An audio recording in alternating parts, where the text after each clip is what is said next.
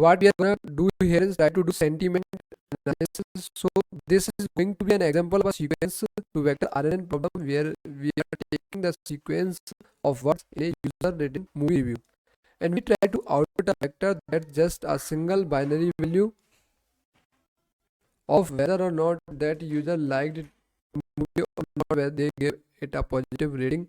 So this is an example of being sentiment classification using real user review data from IMDb. And since I used to run IMDb engineering department, this is a little bit to do as an example here. Now mind you, just to give credit where credit is due, this is drawn heavily upon one of the examples that ships with Keras, the IMDb LSTM sample. I have sort of embellished on it a little bit here, but the idea is that credits due, and it does warm my heart by the way that they include the IMDb dataset as part of Keras for you to experiment with them. So it's a bringing back good memories for me. I enjoyed working there. Anyhow, this is the other example of how we are going to use LSTM cells, long short term memory cells.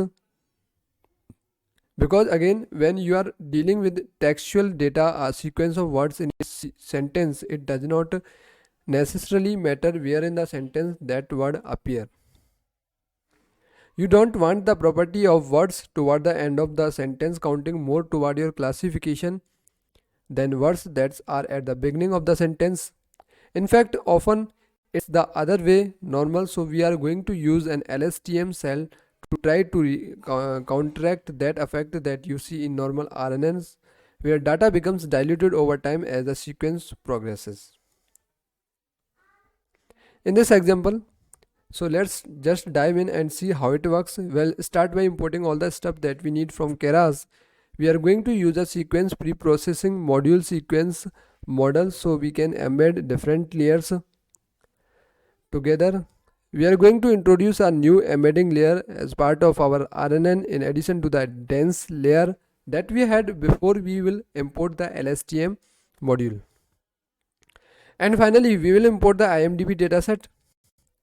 So let's go ahead and shift enter to do all of that and get Keras initialized. And that's done now. So now we can import our training and testing data. Like I said, Keras has a handy dandy IMDb dataset pre-installed. Oddly, it has 5000 training reviews and 25,000 testing reviews, which seems backwards to me, but it is what it is. The one parameter you are seeing here for num words indicates how many unique words that you want to load into your training and testing datasets. So by saying num words equals 20,000, that means that I am going to limit my data to the 20,000 most popular words in the dataset. So someone uses some really obscure word, it's not going to show up in our input data. Let's go ahead and see in your screen. Since it does have to do some thinking, it doesn't come back instantly, but pretty quick. Okay, we are in business here. Let's take a peek at which so let's start this look the first instance of training data here. And what the heck, it's just a bunch of numbers, does not look like a movie review to me. Well, you can be very thankful to the folks at Keras for doing this for you. So the thing is, when you are doing machine learning in general, usually models don't work with words, they work with numbers, right? So we need to convert these words to numbers somehow as a first step, and Keras has done all this pre-processing for you already. So you know the number one might correspond to the word the or I. Actually have no idea what it corresponds to, but they have encoded each unique word between 0 and 20,000 because we said we wanted the 20,000 most popular words to numbers. Okay, so it's kind of a bummer that we cannot actually read these reviews and get sort of an intuitive learning of what these reviews are saying, but it saves us a whole lot of work. And I have said before that Often a lot of the work in machine learning is not so much building and turning them in, it's just processing and messaging your input data and making sure that your input data looks good to go. So even though this does not look like a movie review, it's a movie review. They have just replaced all of the words with unique numbers that represent each word. We can also take a look at the training data. So the classification of this particular review was 1, which just means that they liked it. So the only classifications are 0 and 1, which correspond to a negative or a positive sentiment for that review. Okay, so we have all of our input data converted already to numerical format. That's great. Now we just have to go ahead and set things up. Let's start by creating some vectors for input here. So we are gonna breaking out our training and test data here. We are going to call sequence.pad sequences just to make sure that everything has a limit on them to 80 words.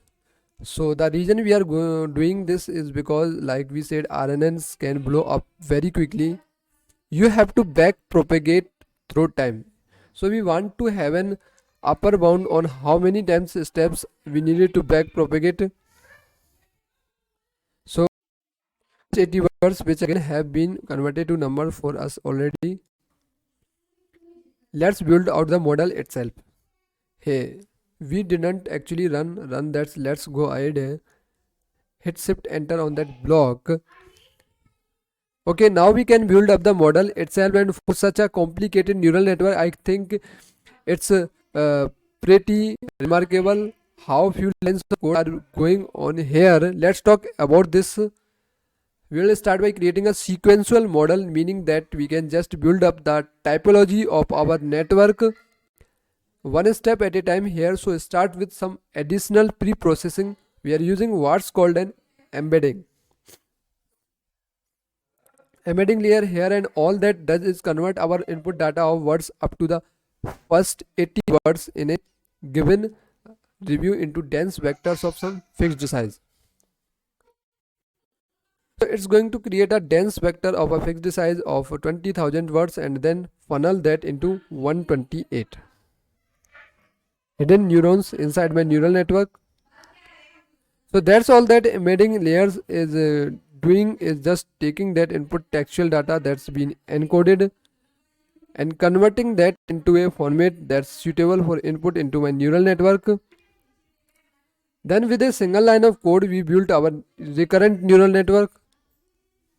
So we just say add an LSTM and we can say go through the properties. Here we are gonna say we have 128 recurrent neurons in that LSTM layer, and we can also specify dropout terms just in that same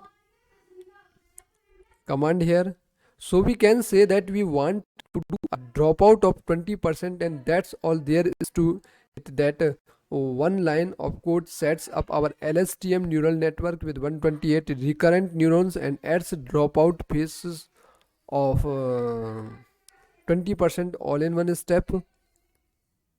Finally, we need to boil that down to a single outside neuron with a sigmoid activation function. We are dealing with a binary classification problem, and that's it. So we have defined the typology of our network with just 4 lines of code, even though it's a very complicated recurrent neural network using LSTM cells and dropout phases. Keras makes that all very easy to do. We then need to tell Keras how to optimize this neural network and how to train it. So we will use binary cross entropy because this is ultimately a binary classification problem. To the persons like this movie or not, we will use the Adam optimizer this time just because that's sort of the best of both worlds for optimizing, and then we can kick off. So let's go ahead and run these two previous blocks, shift enter, and at this point you are ready to actually train your neural network. And let's just walk through what's going on here. It's very similar from the previous examples. In this case, we are going to use batch sizes of 32 reviews at once. We are going to run it over 15 training steps or epochs, set a verbosity layer that's compatible with IPython notebooks, and provide the validation data for its use as well. Now again, I am not going to actually run this right now because it will take about an hour. Like I said, RNNs are hard, they take a lot of computing resources, and since all I am doing is running this on my single CPU, I don't even have things configured to use my GPU or let alone a cluster of computers. This takes a long time, but I did run it earlier and you can see the results here. So over 15 epochs, you can see that the accuracy that it was measuring on the training data was beginning to converge. Seems like out after about 13 steps, it was getting about as good as it was going to get. And then furthermore, we can actually evaluate that model given the testing data set. So let's go ahead and call evaluate on that with our test data again using 32 batches. And we were to run that, we would see that we end up with a accuracy of 81% on our model here.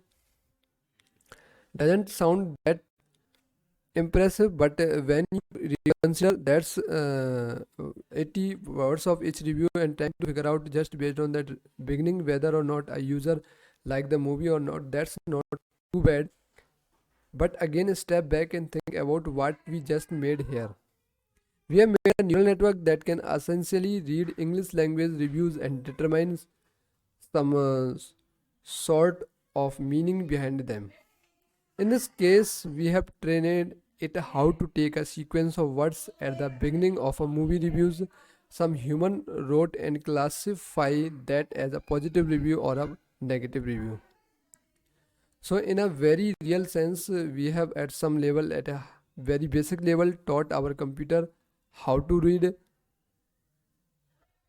How cool is that? And the amount of code that we wrote to do that was minimal, right? So it's kind of a mind blowing. It's really just a matter of knowing what technique to use to build your neural network, providing the appropriate training data, and then your neural network does the rest. It's really kind of spooky when you sit back and think about it anyway. Cool stuff. So it's a great example of how powerful Keras can be, at a great example of an application of a recurrent neural network, not using the typical example of a stock trading data or something like that, but instead for sentiment analysis where we took a sequence of words and use that to create a binary classification of a sentiment based on that sequence. So fun stuff. Thank you for watching this video.